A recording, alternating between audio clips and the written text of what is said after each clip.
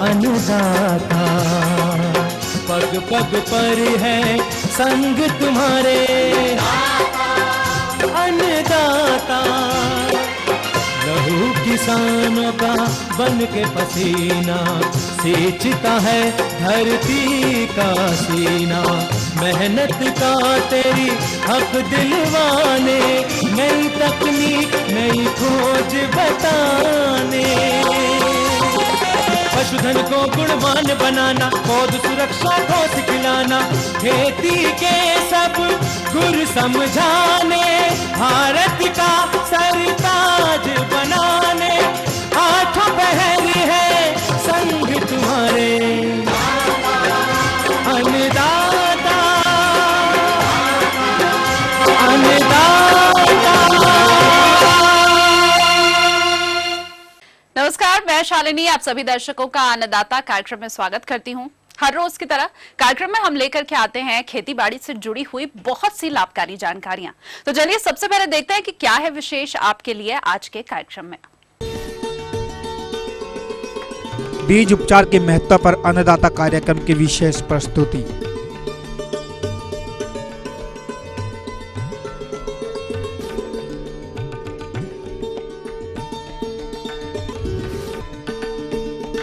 जैविक खेती के लाभ एवं महत्व।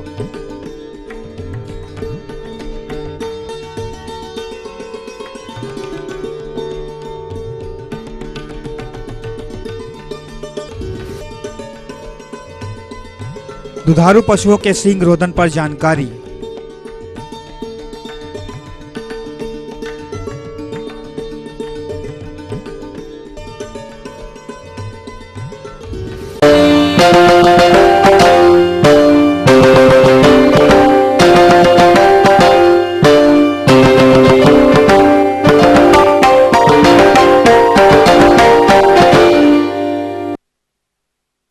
जैसा कि आप जानते हैं कि यह किसी भी फसल का मुख्य आधार होता है बीज।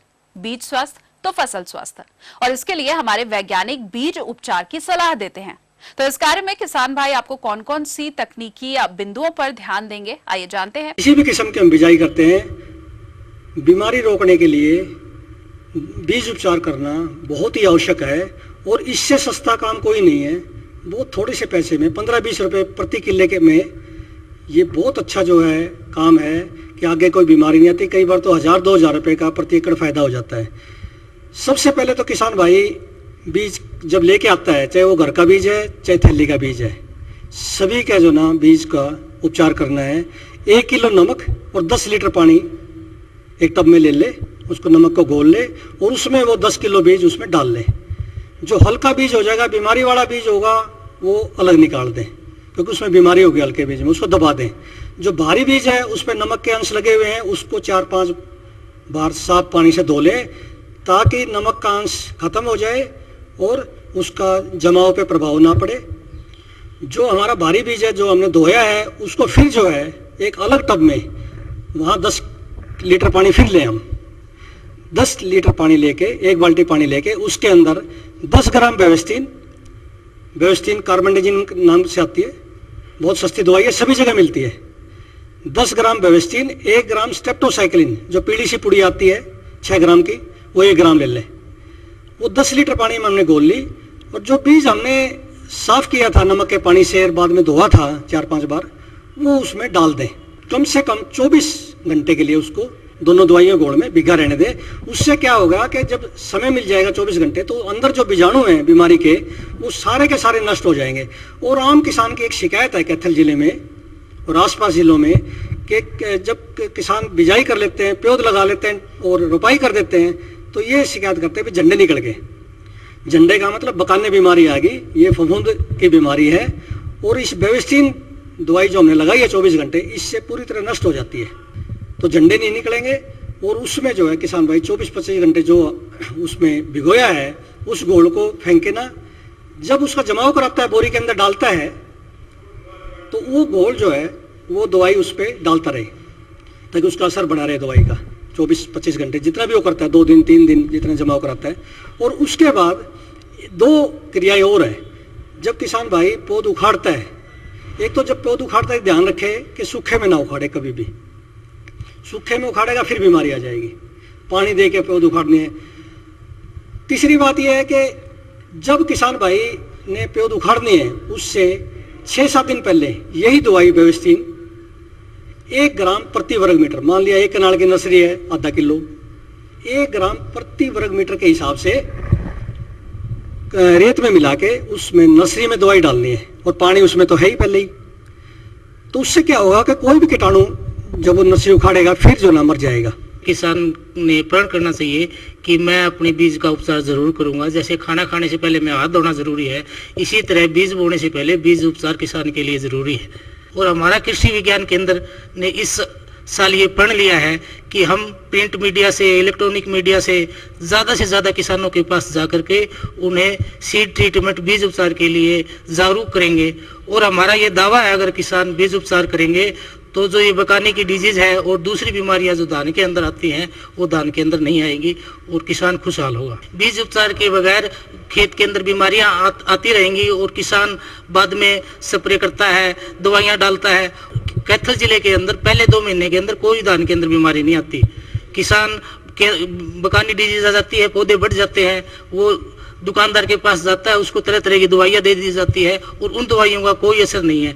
तो किसानों से को मेरी सलाह है, बल्कि पुरजोर अपील है कि ये 20-30 रुपए का खर्चा है, धान में बीज का उपचार जरूर से जरूर करें और इसका फायदा लें। इसके बाद भी अगर कोई समस्या आती है तो हमारे कृषि विज्ञान केंद्र से संपर्क करें और सलाह लेकर के अपने खेत के अंदर दवाई का स्प्रे करें। हमारे कृषि विज्ञान केंद्र में जो साइंटिस्ट बैठे हैं इनकी राय से बगैर मैं तो कहता हूँ भाई किसान भाइयों को कोई बीज अच्छी तरह से बेना चाहिए, अच्छी तरह से दवाई लगानी चाहिए, ये बताते हैं। इनकी राय लेनी चाहिए, लाभ उठाना चाहिए जिम्मेदारों को। तो ये थी कुछ उपयोगी जानकारियां। अब लेते हैं एक छोटा सा ब्रेक, जल्द हाजिर होंगे।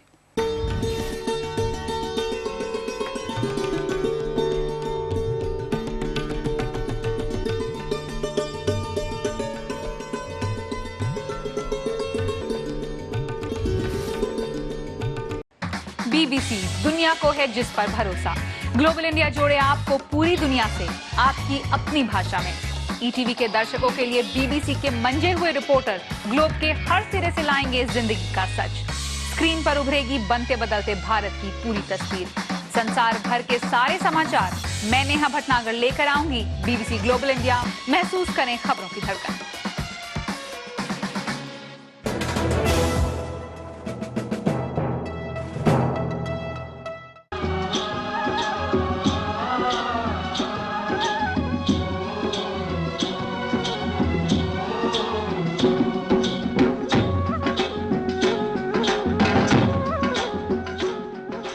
ब्रेक के बाद एक बार फिर से आप सभी दर्शकों का अन्नदाता कार्यक्रम में स्वागत है। बढ़ते हैं अगली प्रस्तुति की ओर।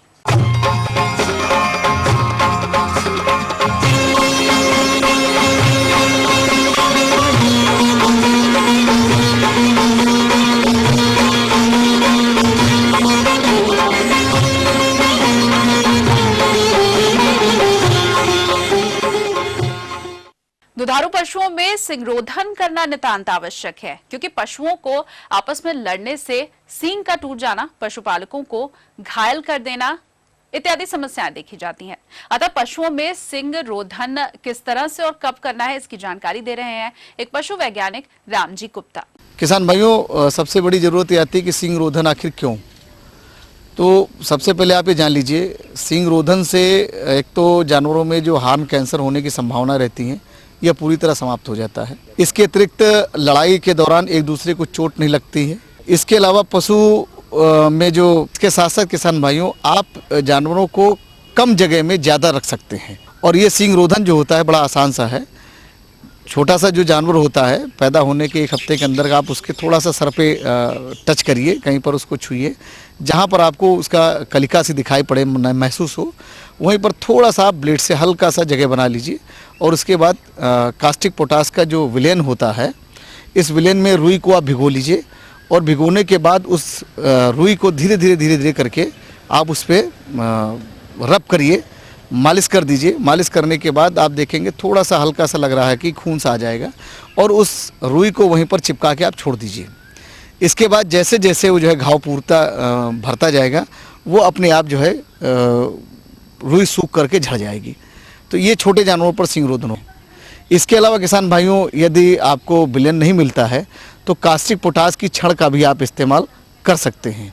कास्टिक पोटास की छड़ का इस्तेमाल करने का तरीका ये रहता है कि आप जानवर का जहाँ पर बड है उसको थोड़ा सा स्पेस साफ़ कर लीजिए और साफ़ करने के बाद कागज़ की सहायता से या उसके होल्डर की सहायता से कास्टिक पोटास की छड़ को अच्छी तरह पकड़ लीजिए और पकड़ने के बाद जहाँ पर उसका बड है उसी पर रख करके थोड़ी देर जला दीजिए। जलाने के उपरांत क्या होता है कि उससे थोड़ा सा एक विलेन सा निकलेगा, लेकिन उससे जो है आपको अपने जानवर की आँख को बचाना है, क्योंकि यदि आँख में चला जाएगा तो जानवर के अंधे होने की संभावना बढ़ जाएगी। इसके अतिरिक्त किसान भाइयों एक डिहार्नर आता है, ये इलेक्ट्रिक डिहार्नर होता है और इसमें क्या करते हैं कि कास्टिक पोटास और या कास्टिक पोटास का जो विलेन है इसकी जगह पर हम बड को उसी इलेक्ट्रिक डिहार्नर से जला देते हैं और जड़ तक जलने के पश्चात फिर इसमें से सींग निकलने की संभावनाएं नगण्य हो जाती हैं। लेकिन होता क्या है कि अगर इसमें जरा सी चूक हो गई, क्योंकि अगर थोड़ा पूरी तरह से इसमें जानवर के अगर जड़ तक नहीं जला है, अगर किनारे से भी तो सींग निकल जाता है, ये इसका सबसे बड़ा नुकसान होता है। लेकिन अगर किसी अच्छे टेक्नीशियन से आप कराते हैं तो निश्चित रूप से आपको जो है सींग रोधन में सफलता मिलेगी।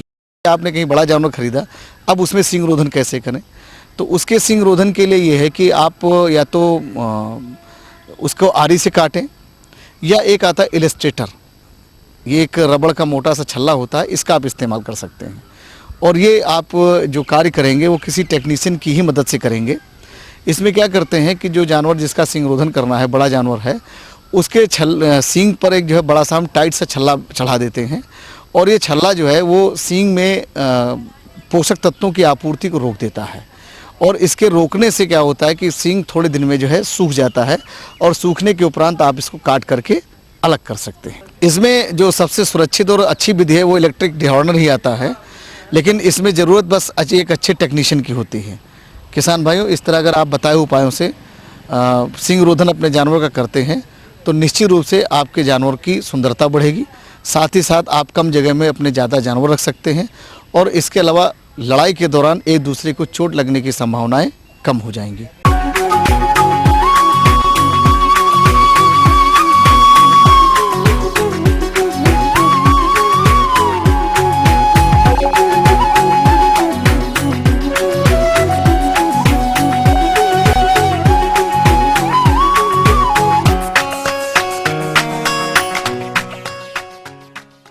इन दिनों जैविक खेती की ओर किसानों का रुझान बढ़ा है, क्योंकि जैविक खेती से प्राप्त उत्पाद का अच्छा मूल्य भी मिलता है, साथ ही मानव स्वास्थ्य के लिए लाभदायक भी होती है। तो जो किसान भाई सब्जियों की जैविक विधि द्वारा खेती करना चाहते हैं वो किस प्रकार से अपनाएंगे, इसमें किए जाने वाले प्रबंधनों को, इसकी जानकारी के लिए देखते हैं कार्यक्रम का ये अंश।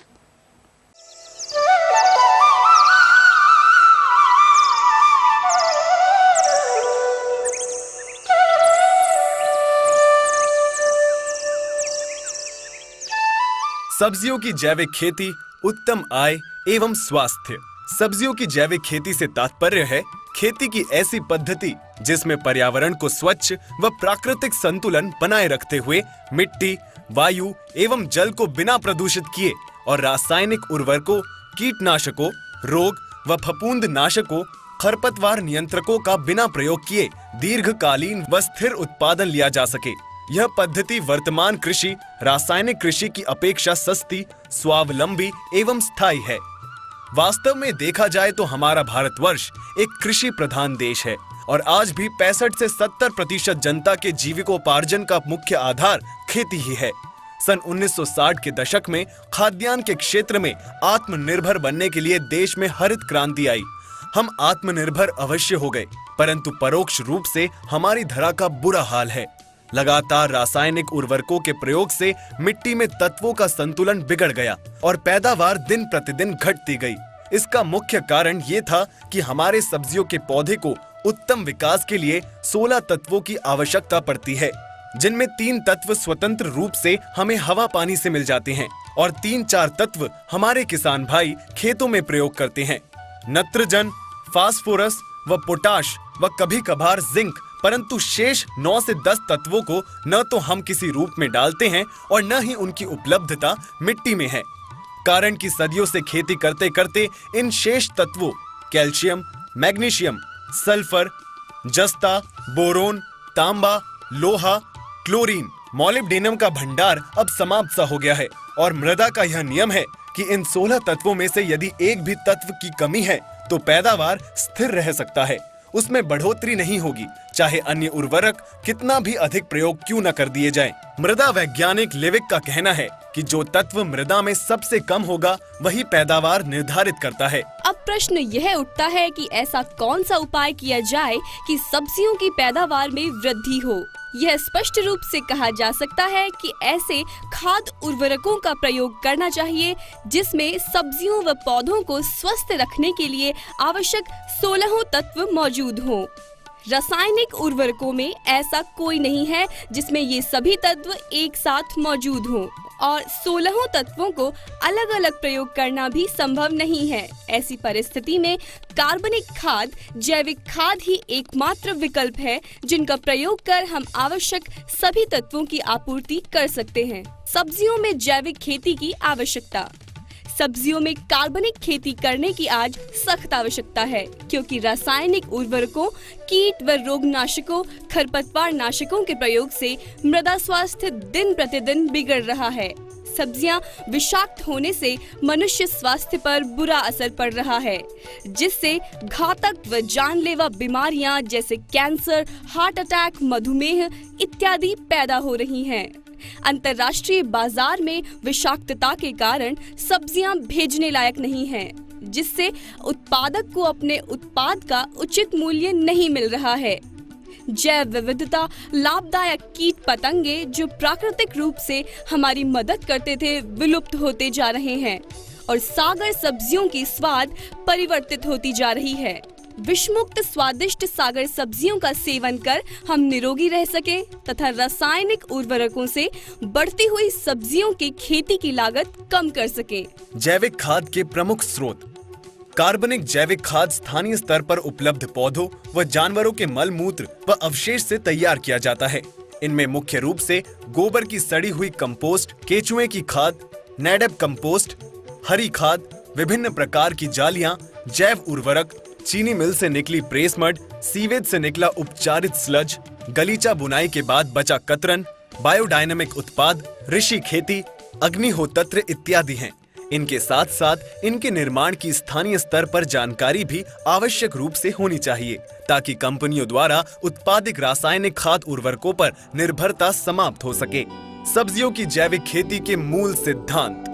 जिस प्रकार से किसान भाई सब्जियों की रासायनिक खेती करते हैं उस प्रकार से कार्बनिक खेती करना असंभव है क्योंकि पुरानी खेती में खेत के एक ही भाग में कई वर्षों तक एक ही परिवार के सागर सब्जियों की खेती की जाती थी और कीट व्याधियों का नियंत्रण विभिन्न प्रकार के जहरीले कीट व रोगनाशकों से किया जाता था। परंतु कार्बनिक खेती में यदि ऐसा किया गया तो शायद पैदावार के नाम पर कुछ भी लेना संभव नहीं होगा। अतः इसके कुछ मूलभूत सिद्धांत इस प्रकार हैं। गर्मी के दिनों में अप्रैल मई खेतों की गहरी जुताई अवश्य कर देनी चाहिए। विभिन्न सब्जी परिवार का फसल चक्र अपनाना चाहिए ताकि उसमें लगने वाले कीट व रोग विशेष के जीवन चक्र को समाप्त किया जा सके। रोग एवं कीट अवरोधी मुक्त सब्जियों की किस्मों का चुनाव करना चाहिए ताकि उनके नियंत्रण के लिए हानिकारक जहरीले रसायनों का प्रयोग ही ना करना पड़े। सब्जी विशेष को उनके मुख्य बोई जाने वाली समय के अनुसार ही खेती करनी चाहिए ताकि कीट व्याधियों का आक्रमण कम हो सके। कीड़ों को आकर्षित करने वाली फसलें सहफसली खेती के रूप में लगाना चाहिए ताकि मुख्य फसल बर्बाद होने से बच जाए। उदाहरण के रूप में टमाटर के प्रत्येक 6 कतार के बाद 1-2 कतार गेंदे के फूल लगाना चाहिए। गोभी वर्गीय सब्जियों के साथ सरसों या चाइनीज पत्ता गोभी लगानी चाहिए। जहाँ तक हो सके कीट व्याधियों का भौतिक रूप से नियंत्रण करें। कहने का तात्पर्य जिन पत्तियों पर रोग या कीट का आक्रमण दिखे उन्हें पौधों से तोड़कर जला दिया जाए, मिट्टी में गाड़ दिया जाए। उदाहरण स्वरूप बैगन का तना व फल छेदक कीट, गोभी का पत्ता खाने वाले कीट के झुंड जो पत्तियों पर दिखते हैं। सब्जियों के 2 खेत के भागों में बाढ़ के रूप में ऊंची फसल जैसे ज्वार, बाजरा या मक्का की खेती करना ताकि कीट उछलकर दूसरे खेत में न जा सके। शुद्ध रूप से कार्बनिक स्रोतों से प्राप्त खाद उर्वरकों का प्रयोग करना। इस प्रकार से यदि हमारे किसान भाई सब्जी उत्पादक अपनी खेती करते हैं तो निश्चय ही उन्हें कम लागत में गुणवत्ता युक्त साग सब्जियों की अधिक पैदावार प्राप्त होगी, जिनका उपयोग करके स्वयं भी निरोगी रह सकते हैं और उपभोक्ता को निरोगी रखते हुए मृदा स्वास्थ्य उत्तम बना सकते हैं।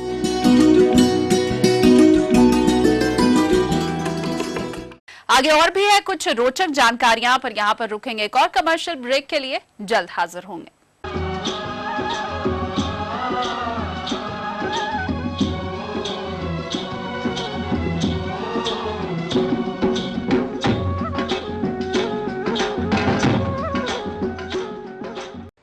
बीबीसी, दुनिया को है जिस पर भरोसा। ग्लोबल इंडिया जोड़े आपको पूरी दुनिया से, आपकी अपनी भाषा में। ईटीवी के दर्शकों के लिए बीबीसी के मंजे हुए रिपोर्टर ग्लोब के हर सिरे से लाएंगे जिंदगी का सच। स्क्रीन पर उभरेगी बनते बदलते भारत की पूरी तस्वीर। संसार भर के सारे समाचार मैं नेहा भटनागर लेकर आऊंगी। बीबीसी ग्लोबल इंडिया, महसूस करें खबरों की धड़कन।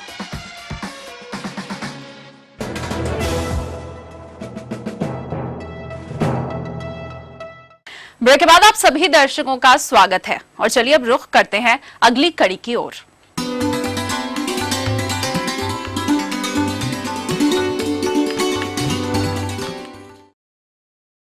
अन्नदाता हेल्पलाइन निःशुल्क फोन संपर्क सेवा के माध्यम से आपके द्वारा पूछे गए प्रश्नों में से एक या फिर दो महत्वपूर्ण प्रश्नों को हम अपने कार्यक्रम में शामिल करते हैं और इसी के तहत आज का चयनित प्रश्न और उसका जवाब इस प्रकार है।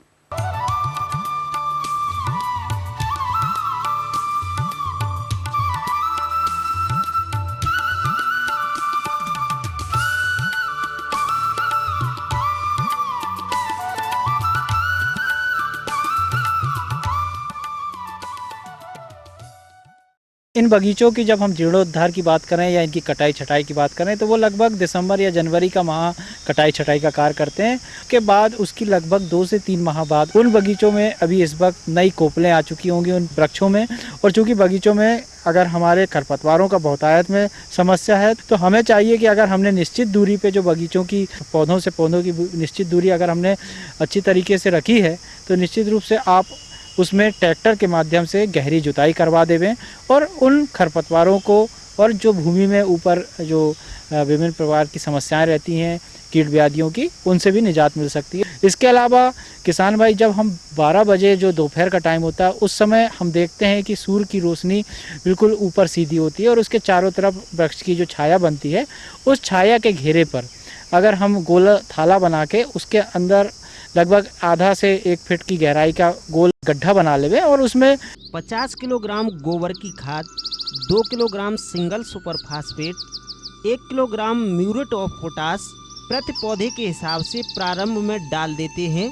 और जब नई शाखाएं निकलना शुरू हो जाती हैं तब 2.5 से 3 किलोग्राम नत्रजन प्रति पौध के हिसाब से प्रयोग की जाती है और नई शाखाओं के अच्छी तरह विकसित हो जाने पर यदि सूक्ष्म तत्वों की कमी के लक्षण दिखाई दें तो उनका छिड़काव अवश्य कर देना चाहिए।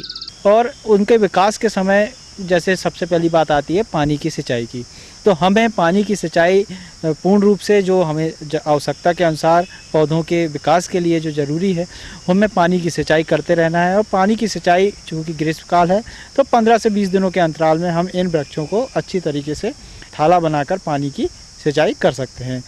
जीर्णोद्धार किए गए वृक्षों के तनों पर बहुत सी नई शाखाएं निकलती हैं जिनका विरलीकरण अवश्य कर दें, जिसमें 8 से 10 स्वस्थ शाखाओं को छोड़कर शेष सभी को जून व अगस्त माह में काट कर निकाल देना चाहिए। इसी के साथ साथ इन बगीचों में जल निकास की उचित व्यवस्था नहीं होती है क्योंकि जल निकास नलियां मिट्टी से भर जाती हैं। अतः इन नालियों की सफाई करके उचित ढाल की व्यवस्था करें जिससे वर्षा जल आसानी से बाहर निकल सके। निम्न गुणवत्ता वाले वृक्षों को शीर्ष ऊपर रोपण विधि द्वारा उच्च गुणवत्ता वाले वृक्षों में परिवर्तित किया जाता है। इस विधि के अंतर्गत पुराने वृक्षों को काटकर उनमें आने वाली नई शाखाओं की छटाई करके तथा उन्नतशील वृक्षों की संकुल डालियों को उन कटी हुई नई शाखाओं में लगा देते हैं। जीर्ण उद्धार प्रक्रिया में देखा गया है कभी कभी वृक्ष तना भेदक कीट से ग्रसित हो जाते हैं। कीट द्वारा बनाए गए सुरंग में लोहे का पतला तार डालकर कीट के लार्वे को बाहर निकालकर नष्ट कर देना चाहिए और छेद में केरोसिन या कीटनाशक दवा रुई को भिगाकर उस छेद के अंदर डाल देना चाहिए तथा बाद में उसे गीली मिट्टी से बंद कर देना चाहिए। उसमें जो मिलीबग की समस्या बहुतायत में आती है और ये मिलीबग जमीन के माध्यम से ही हमारे पौधों में चढ़ते हैं और इससे जो नई पत्तियां होती हैं उनके रस को चूसते हैं। तो इसकी रोकथाम के लिए हमें चाहिए कि जब भी हम खेत को तैयार कर रहे हैं उस दौरान खेत में हमारे जो आम के वृक्ष हैं उसमें बोर्डो का जो पेस्ट होता है उसको अच्छी तरीके से गोल घेरे पे पुताई कर देवे और पुताई करने के साथ साथ अगर आप जो ग्रीस होती है उसकी गोल एक लाइन आपके पूरे तना के चारों तरफ बना देवे तो जो मिलीबग चढ़ने की जो समस्या है वो पौधों में नहीं चढ़ेंगे। साथ ही साथ अगर हम देखते हैं कि फल वृक्षों में कहीं कहीं पर मिलीबग की बहुत ज़्यादा समस्या है तो आपको जो इमिडाक्लोपिड जो हमारी रासायनिक दवा है उसकी लगभग 1.5 से 2% मात्रा का घोल बनावे प्रति लीटर पानी में और उस घोल को अच्छी तरीके से उन भागों पर छिड़काव कर देवें तो आपको ये जो मिलीबग के जो समस्या है इससे पूर्ण रूप से आपको निजात मिलेगी और आपके फल बगीचों का अच्छा विकास हो पाएगा। इसमें एक ग्रीष्मकाल के समय एक एंथ्रेक्नोज जो रोग होता है उसकी बहुतायत में समस्या आती है और इसमें देखा गया है कि जो पत्तियां हैं वो किनारे से धीरे धीरे छोटे छोटे धब्बे बनना प्रारंभ हो जाते हैं और ये काले कलर के धब्बे धीरे धीरे पूरी पत्तियों को ही नष्ट कर देते हैं और कई बार बहुत अधिक प्रकोप देखा गया है और आर्थिक रूप से हानि होती है। पत्ती धब्बा रोग की रोकथाम के लिए कॉपर ऑक्सीक्लोराइड 3 ग्राम प्रति लीटर पानी के हिसाब से घोल बनाकर छिड़काव करें। इसके साथ ही साथ उद्यानों में पत्ती खाने वाले कीटों द्वारा बहुत अधिक नुकसान पहुंचाया जाता है, इसलिए कीटनाशक दवा कार्बोरिल की 2 ग्राम मात्रा प्रति लीटर पानी में घोलकर समय समय पर छिड़काव करते रहें।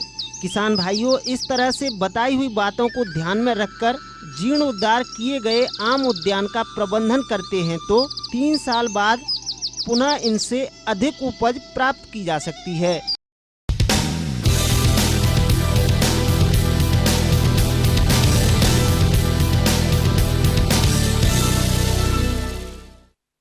राज्य की विभिन्न मंडियों में कृषि उत्पादों के चढ़ते उतरते बाजार भाव की संक्षिप्त जानकारी इस प्रकार है।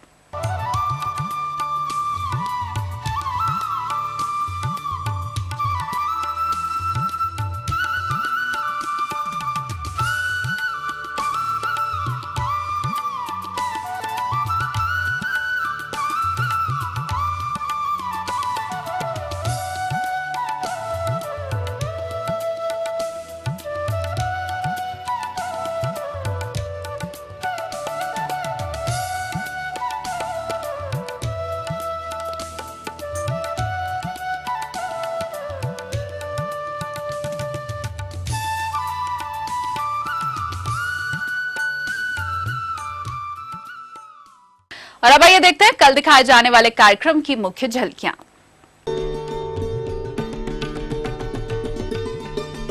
कटहल के नए बाग स्थापन पर जानकारी।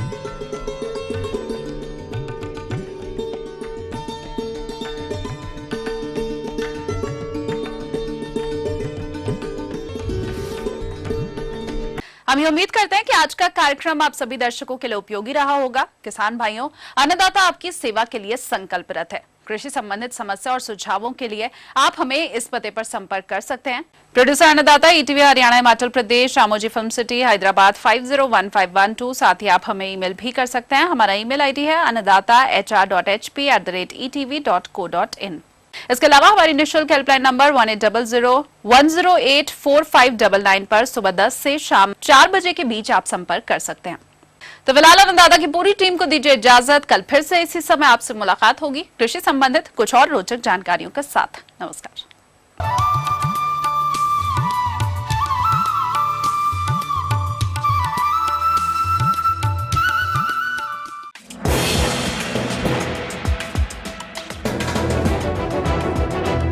आप देख रहे हैं ईटीवी न्यूज़ हरियाणा, हिमाचल प्रदेश, खबर ही जीवन है।